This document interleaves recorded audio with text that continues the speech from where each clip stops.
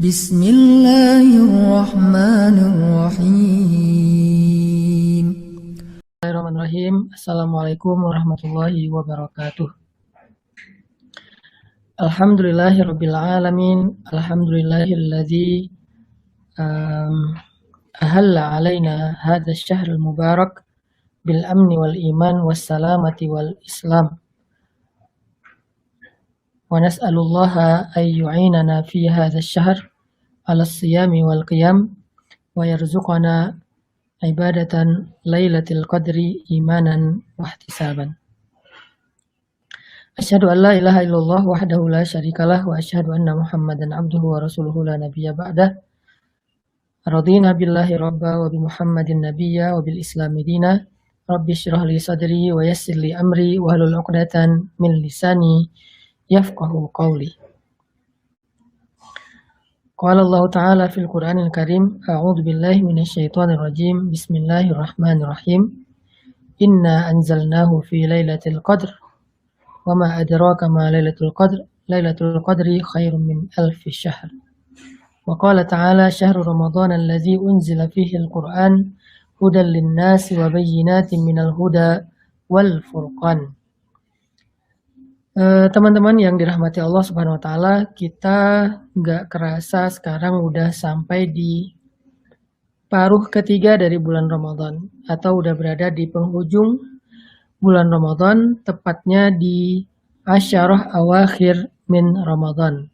Hari ini adalah hari ke-23 Ramadan untuk Indonesia. Dan kurang dari 10 hari lagi atau bahkan mungkin sekitar tepatnya 7 atau 6 hari lagi kita sudah akan meninggalkan bulan suci Ramadan. Rasanya masih banyak banget amalan yang kita belum bisa lakukan dengan baik.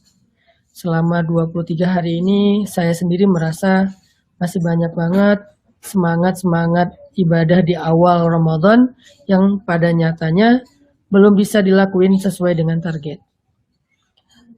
Kita sendiri ngerasa taraweh kita mungkin masih bolong-bolong, apalagi taraweh di rumah.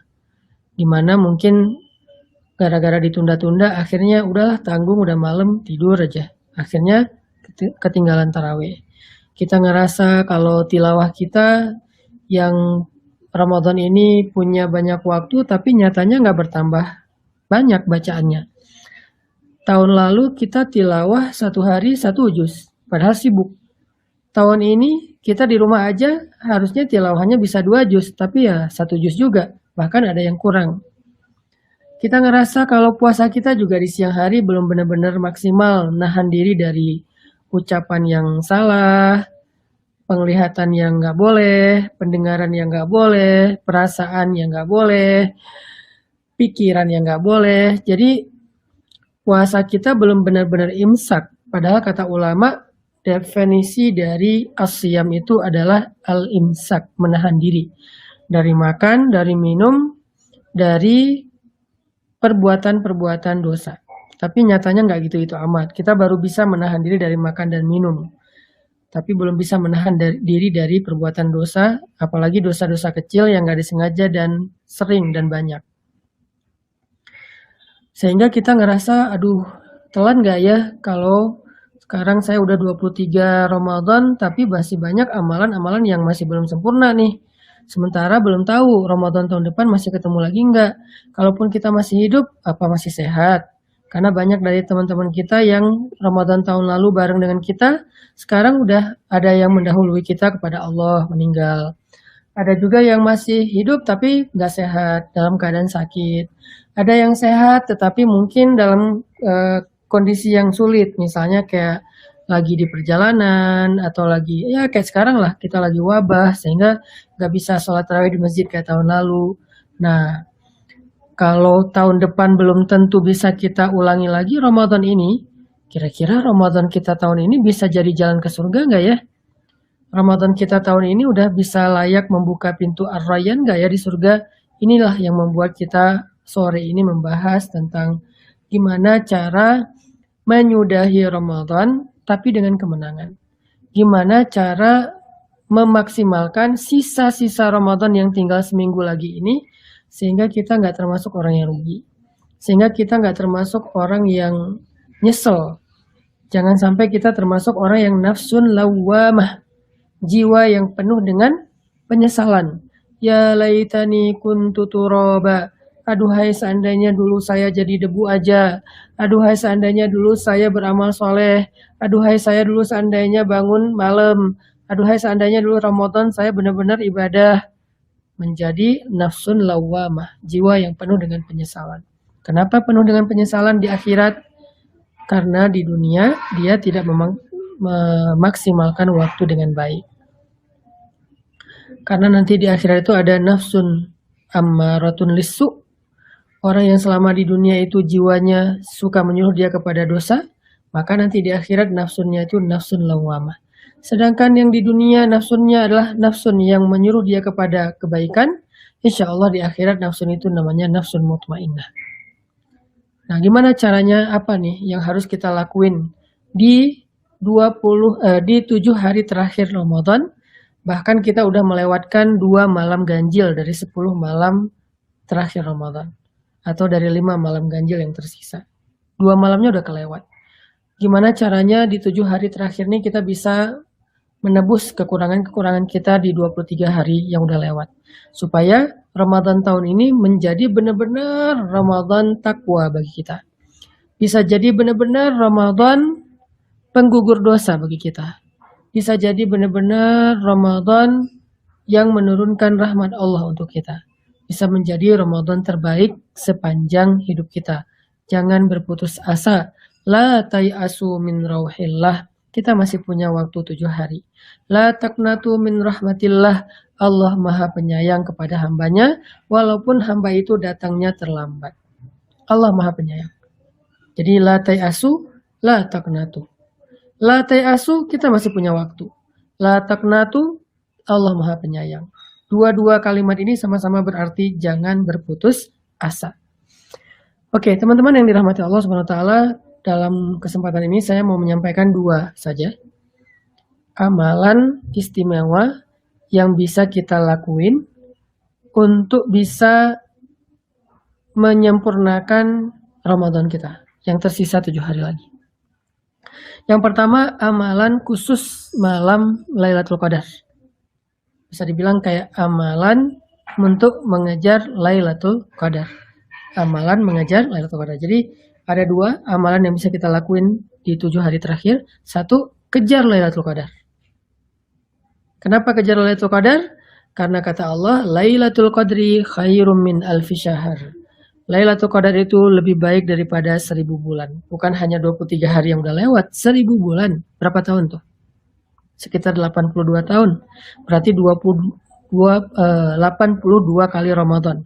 Bukan hanya 23 hari, tapi 82 kali Ramadan dikali 30 hari. Dan ini masih lebih baik. Makanya kalau merasa ada yang kurang Ramadan kita tahun ini, bahkan tahun kemarin, bahkan sepanjang hidup kita selama ini Ramadan kita banyak kurangnya, saya udah hidup 30-an tahun sekian, nggak mau persisnya, takut ketahuan umurnya berapa. Saya udah hidup 30 tahun sekian, tapi merasa bahwa 30 tahun sekian itu Ramadan saya nggak ada yang maksimal. Gimana cara saya nebus? Kejar Lailatul Qadar. Kenapa? Lailatul Qadri khairum min alfi syahr. Kenapa harus dikejar sih Ustadz? Karena Nabi sendiri yang mengatakan, taharrau atau iltamisu Lailatul Qadri. Carilah, kejarlah Lailatul Qadar. Carilah. Cari di sini artinya berusahalah, kejarlah Lailatul Qadar. Karena Lailatul Qadar ini bukan waktu yang luas, dia waktu yang sangat terbatas. Sehingga kita harus benar-benar ngebela-belain waktu kita untuk bisa dapetin Lailatul Qadar, walaupun kita capek banget, walaupun kita ngantuk banget, walaupun kita sibuk banget, walaupun kita malas banget, paksain. Kenapa? Karena waktu Lailatul Qadar itu terbatas. Untuk dapetin itu, kita harus nunggu setahun. Ya kalau masih hidup, ya kalau masih sehat, ya kalau masih soleh. Nauzubillah. Kalau kita ternyata pas tahun depannya lagi drop imannya, kalau ternyata tahun depannya pas kita lagi sehat, buat cewek-cewek pas lagi haid.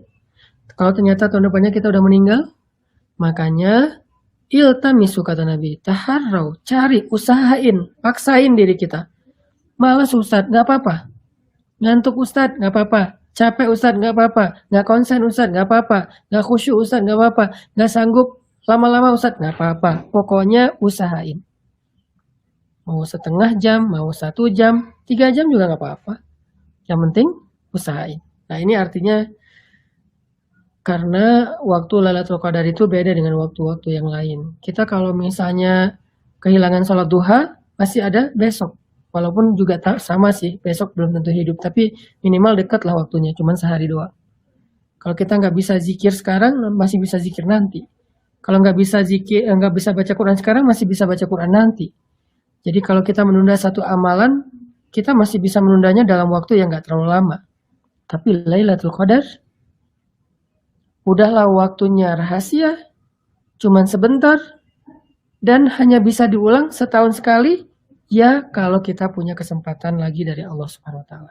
Bagaimana kalau ternyata kita diberi kesempatan oleh Allah tahun ini adalah tahun terakhir kita? Gimana seandainya tahun ini teman-teman coba renungkan dalam hati masing-masing. Tanya ke hati diri masing-masing. Coba renungkan dengan penuh kesadaran. Nggak usah sombong deh. Nggak usah sok tahu deh kalau kita bakal hidup lama. Coba dengan penuh kesadaran, penuh penghambaan. Kita tanya ke diri kita masing-masing. Gimana kalau tahun ini kesempatan terakhir Ramadan kita? Seperti kata ulama, Sallu sholatal muwaddi. Sholatlah kalian seperti sholat perpisahan, seolah-olah setelah ini kalian nggak bisa sholat lagi.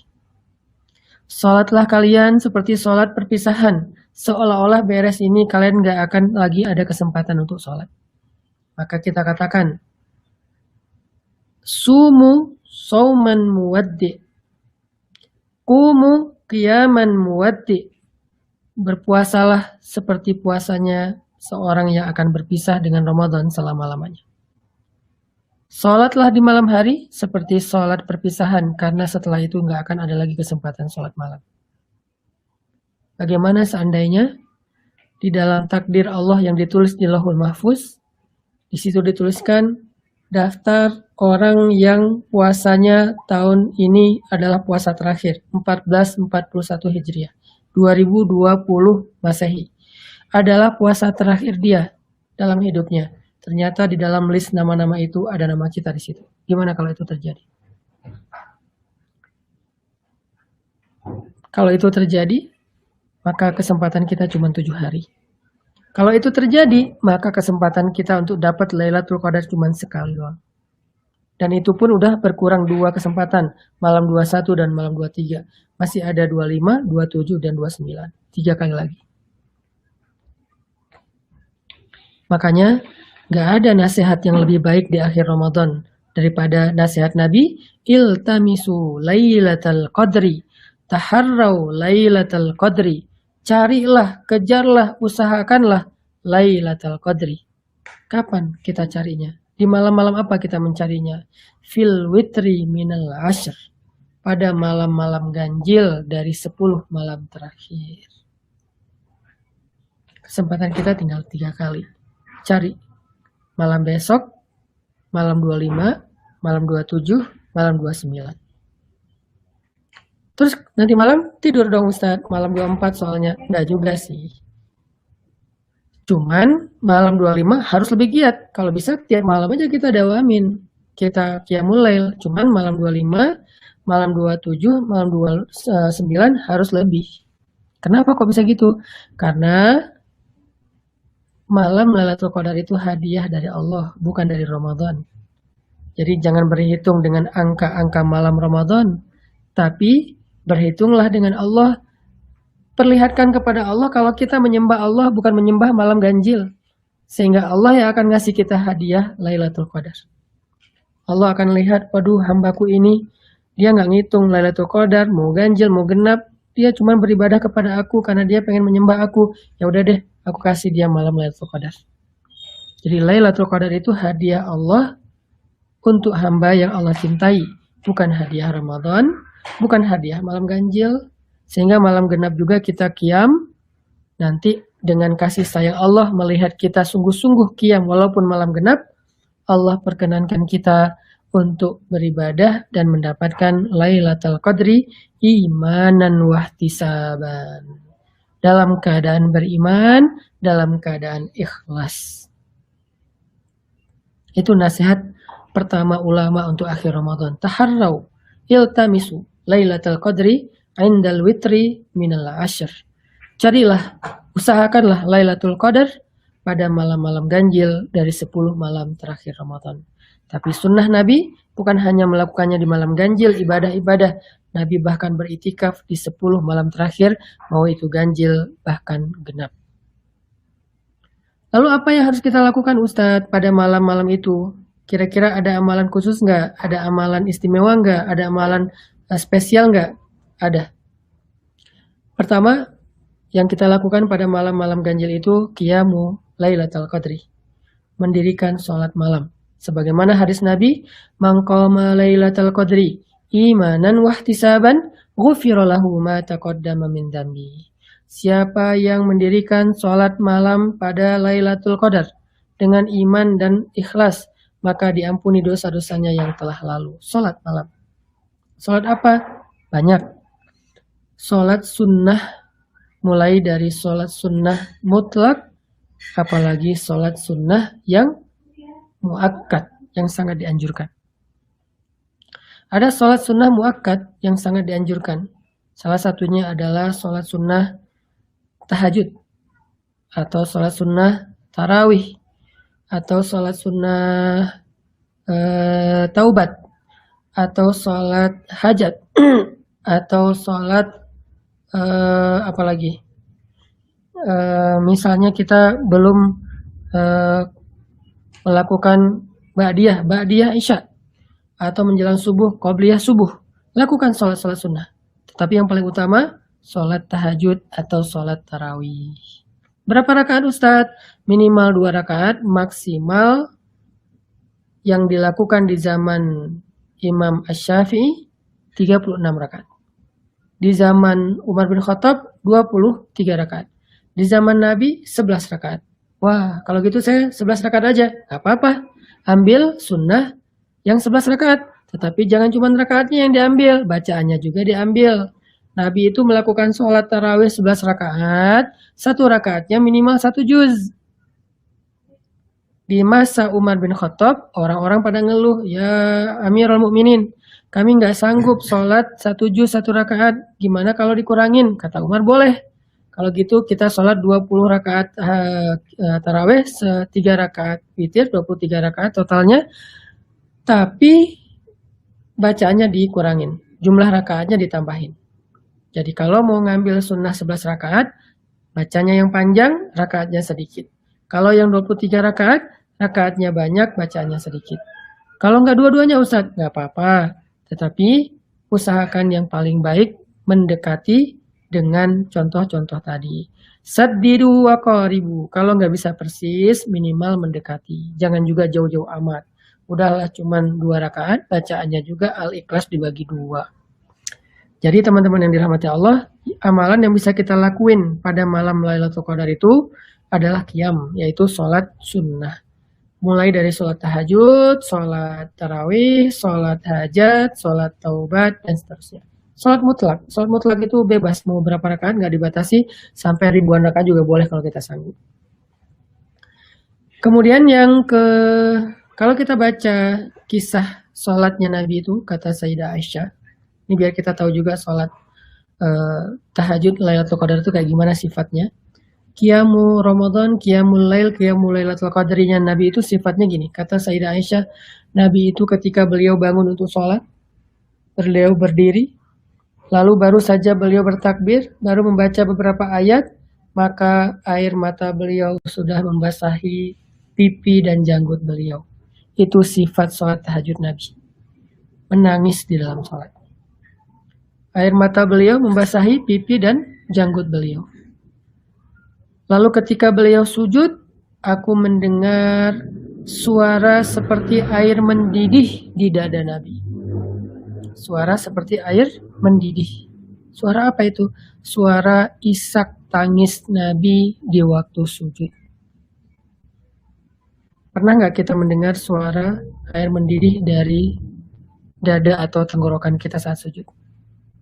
Kalau belum pernah, berarti sholat kita belum benar-benar maksimal khusyuknya. Pernah nggak ketika kita berdiri baca ayat terus nangis? Pernah Ustadz? Waktu itu saya habis diputusin. Nah, itu bukan karena sholat, karena baper. Pernah Ustadz? Soalnya waktu itu sholatnya kelamaan imamnya. Nah, itu bukan karena sholatnya, tapi karena capek. Nyesel ya. Nah, pernah nggak kita nangis, basah jenggot kita dan pipi kita, karena kita ingat dosa-dosa? Karena kita tadabbur terhadap ayat yang kita baca. Itulah sifat sholat malamnya Nabi SAW. Siapa yang menyampaikan cerita itu? Sayyidah Aisyah yang menyaksikan langsung di sebelahnya Nabi. Ketika berdiri, baru baca beberapa ayat, air mata Nabi sudah membasahi pipi dan jenggotnya.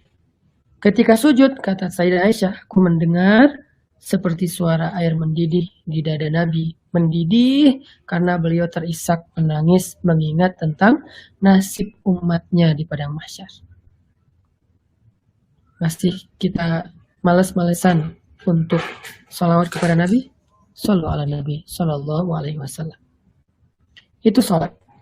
Begitu juga sholatnya para sahabat. Umar bin Khattab, kalau udah sholat malam tuh dia bacanya kencang-kencang tilawahnya. Abu Bakar bacanya pelan-pelan. Bilal kalau sholat tahajud itu di atap rumahnya. Kecuali Ramadan mereka melakukannya di masjid karena itikaf. Tapi kan kita sekarang nggak bisa itikaf, maka dilakukan di rumah. Lagian kata ulama, Lailatul Qadar itu bukan hanya diperoleh dengan itikaf. Itikaf hanya salah satu ibadah istimewa untuk memperoleh Lailatul Qadar. Tapi bisa dilakukan dengan qiyamul lail, zikir, tilawah dan seterusnya di rumah. Tidak beritikaf, tetapi insya Allah karena niatnya kuat tetap dapat pahala itikaf. Tapi namanya bukan itikaf. Walaupun ada sebagian ulama berpendapat di musola rumahnya boleh itikaf. Tapi kan kita kadang nggak punya musola pribadi di rumah. Nggak punya musola di samping rumah yang dipakai keluarga besar. Maka niatkan pengen itikaf tapi nggak bisa itikaf. Sehingga dapat pahala itikaf walaupun tidak beritikaf. Jadi sholat malam. Para sahabat itu kalau sholat malam itu semuanya sama. Sampai saking mereka rajin menangis ketika sholat malam. Saat sholat subuh di Masjid Nabawi, terlihatlah mata-mata yang bengkak karena menghabiskan malamnya dengan menangis sepanjang malam. Itu sholat tahajudnya Nabi dan para sahabat. Atau mau pakai stylenya tahajudnya Abdullah bin Zubair. Ini juga keren. Ini sifat-sifat sholat malamnya Nabi dan sahabat ya. Sholatnya Abdullah bin Zubair. Gimana sholat tahajudnya Abdullah bin Zubair? Abdullah bin Zubair itu kalau sholat tahajud membagi malamnya menjadi 3. 3 malam dengan 3 tahajud yang berbeda. Gimana caranya?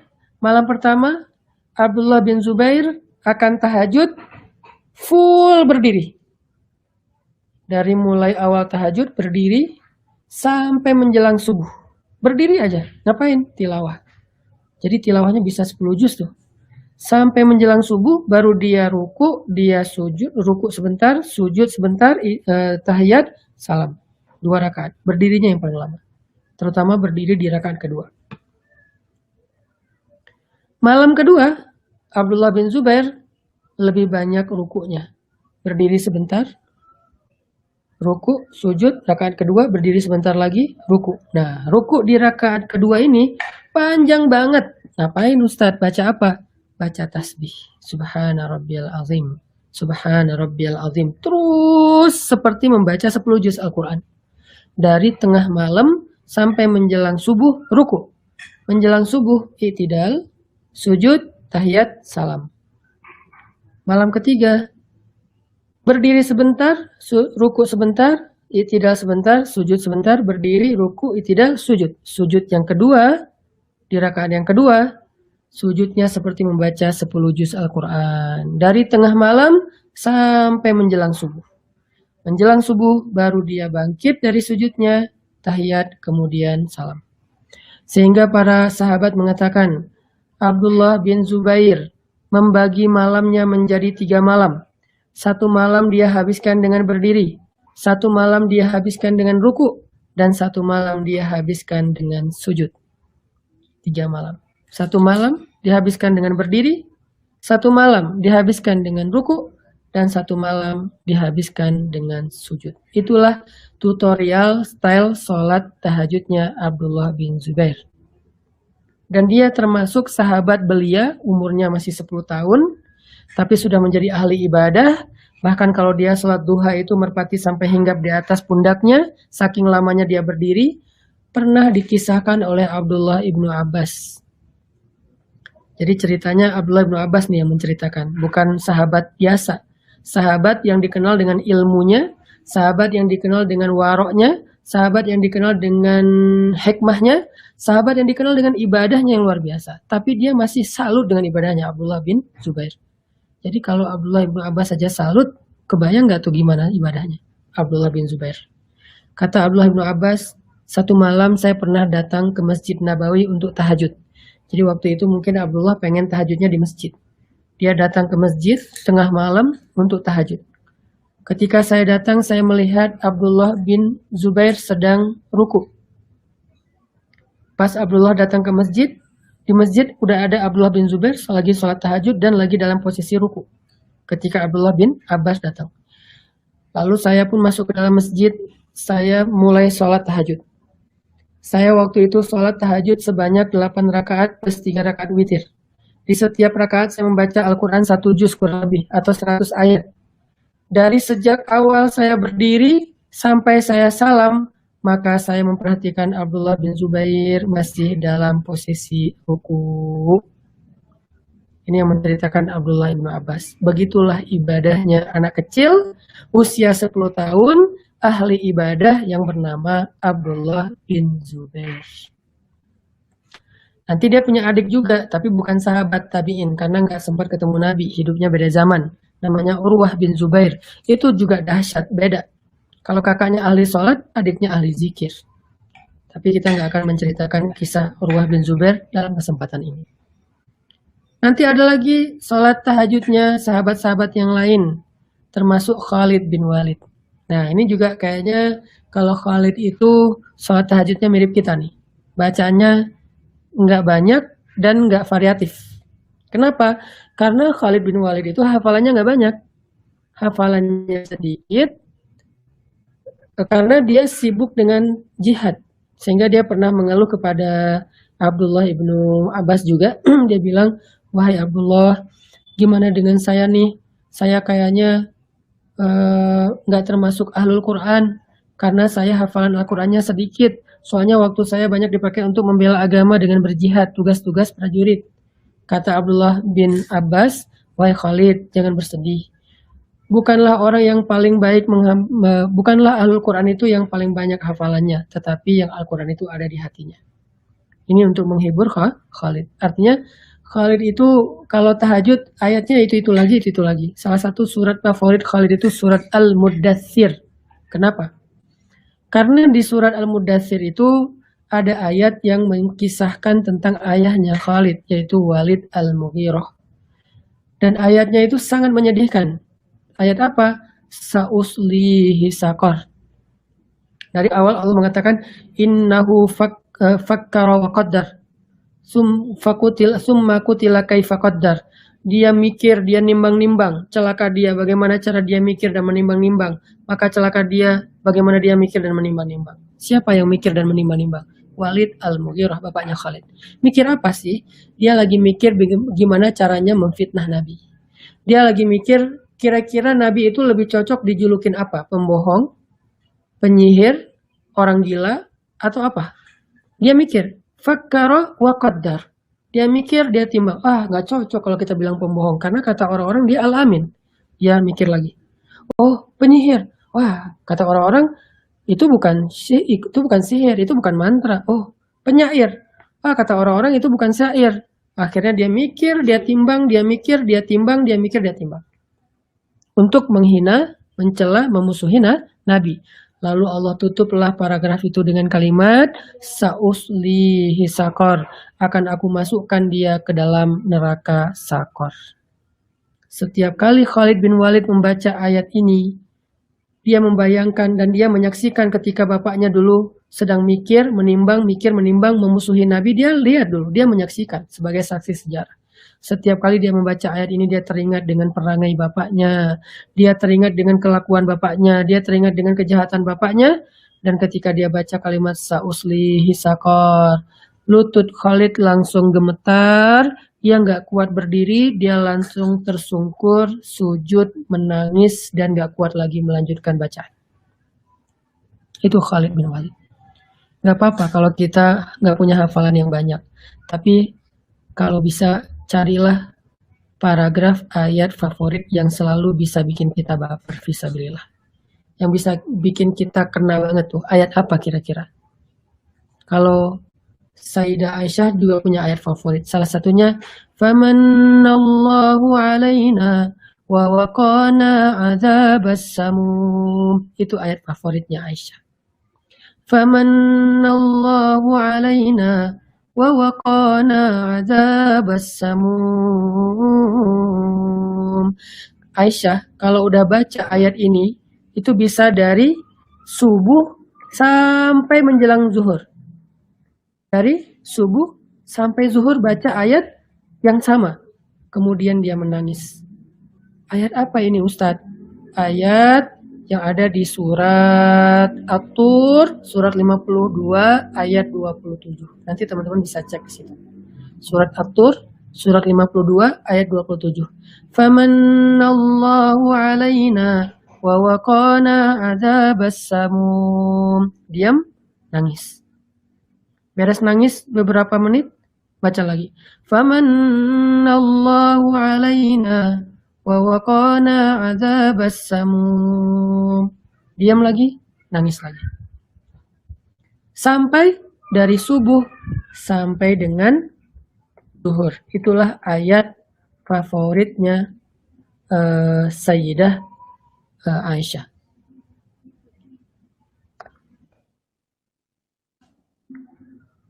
Apa arti dari ayat itu? Allah telah memberikan kita anugerah dan menyelamatkan kita dari azab yang pedih, yaitu azab api neraka. Anugerahnya apa? Islam. Anugerahnya apa? Iman. Anugerahnya apa? Hidayah. Sehingga Aisyah merasa sangat bersyukur menjadi seorang mukminah, istri Nabi pula, dijamin surga. Sehingga setiap kali Aisyah membaca ayat ini, Aisyah pasti baper dan menangis.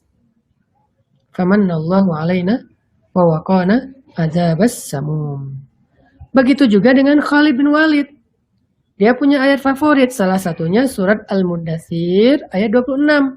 Sa'uslihi saqar.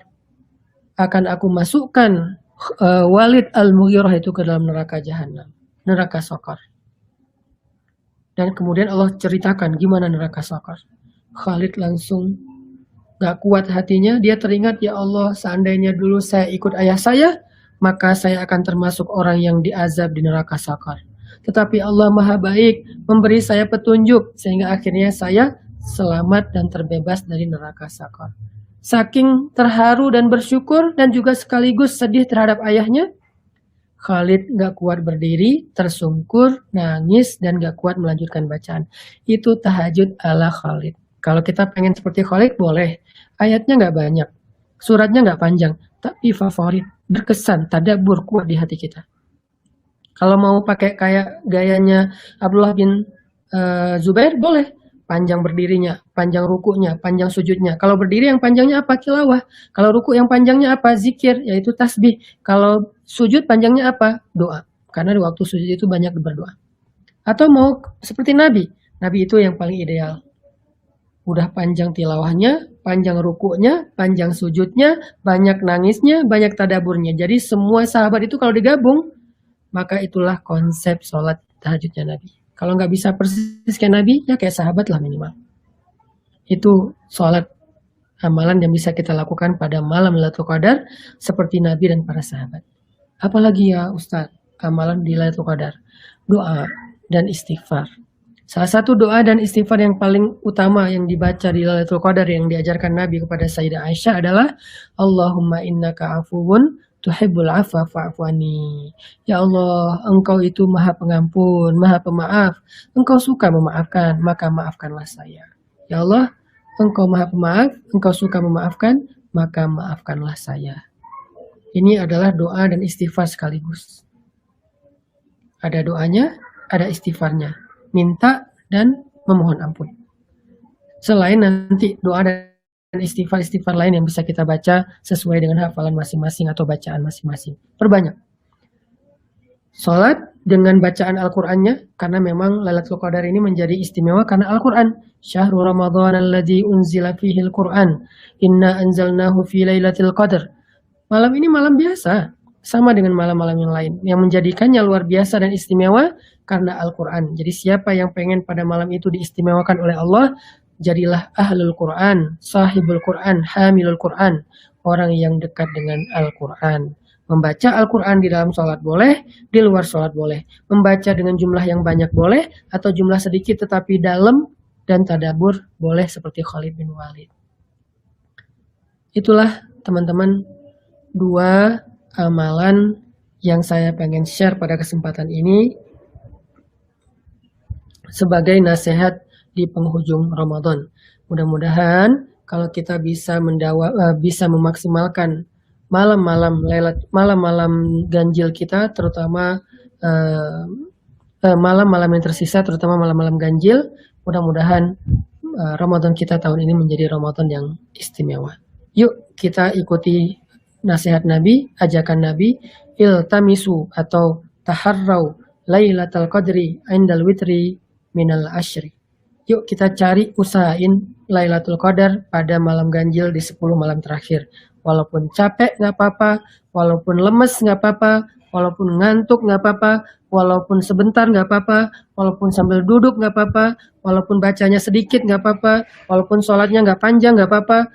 Pokoknya bangun pada malam-malam terakhir ini untuk mengejar Lailatul Qadar. Barakallahu li wa lakum. Yuk kita sama-sama berdoa kepada Allah SWT. Semoga Allah berikan kita nikmat Lailatul Qadar, diterima semua amal kita, diangkat semua masalah kita. Allahumma inna nas'aluka khaira ma fi hadzal syahr wa khaira ma ba'dah. Ya Allah, kami memohon kepadamu kebaikan yang ada di dalam bulan ini dan kebaikan yang ada di setelahnya. Wa khaira ma fi akhirih, dan kebaikan yang ada di akhir dari bulan ini. Allahumma rzuqna Lailatul Qadri. Ya Allah, berikanlah kami rezeki mendapatkan Lailatul Qadar dalam keadaan beribadah, sholat, zikir, membaca Al-Quran, dan istighfar. Allahumma gfir dzunubana, Allahumma gfir dzunubana, wa kafir anna sayyiatina, ya hayyu ya qayyum, birahmatika nastaghis. Allahumma innaka afuwun, tuhibbul afwa fa'fu anna. Ya Allah, ampunkanlah dosa kami, maafkanlah kesalahan kami, hapuskanlah catatan-catatan amal buruk kami. Ya Allah, terimalah ibadah puasa kami, ibadah qiyam kami, ibadah tilawah kami, dan janganlah Engkau jadikan Ramadan ini adalah Ramadan terakhir kami. Pertemukanlah kami dengan Ramadan berikutnya, dan jadikanlah seandainya Ramadan ini adalah Ramadan terakhir kami, jadikanlah Ramadan ini adalah Ramadan ampunan dosa bagi kami seluruhnya. Jadikanlah Ramadan ini pembuka pintu rayyan surgamu. Jadikanlah Ramadan ini sebagai Ramadan terbaik dalam hidup kami. Amin ya rabbal alamin. Ya Allah, angkatlah dari bangsa kami segala macam wabah, penyakit. Allahumma srif annal bala wal waba wal fahsya wal amrad. Amin ya rabbal alamin. Subhanakallahumma wa bihamdika asyhadu an la ilaha illa anta astaghfiruka wa atubu ilaik. Assalamualaikum warahmatullahi wabarakatuh.